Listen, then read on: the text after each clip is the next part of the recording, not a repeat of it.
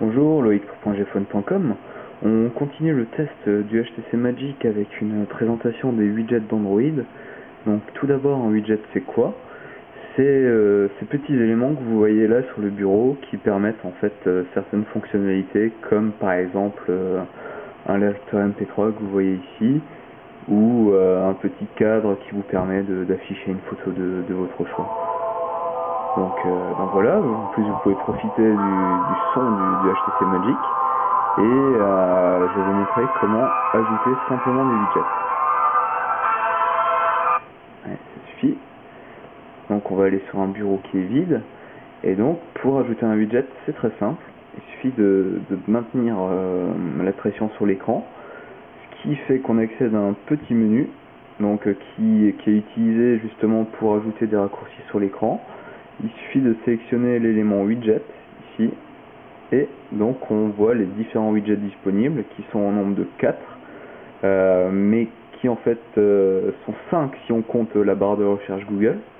Donc là tout simplement pour ajouter un widget on sélectionne l'élément de notre choix, donc là le calendrier, et voilà, donc là on peut voir que le calendrier est synchronisé parfaitement avec le calendrier Google, et donc là on voit l'événement que je viens d'ajouter en fait sur mon compte Google Calendar sur mon ordinateur, et donc voilà, qui est synchronisé, parfait.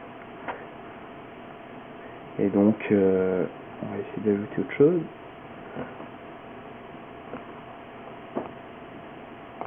Ah oui, il faut rester appuyé, pardon.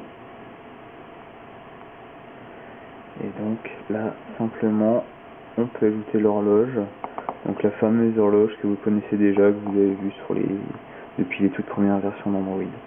Donc ensuite le widget on peut le déplacer comme on veut, le positionner où on veut, et pour le supprimer c'est comme pour tous les autres éléments, on maintient la pression dessus et on le déplace dans la corbeille.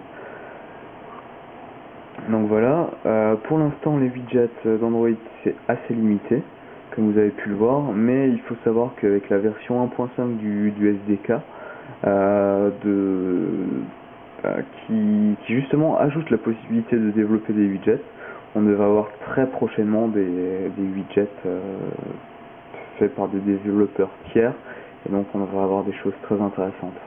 Voilà.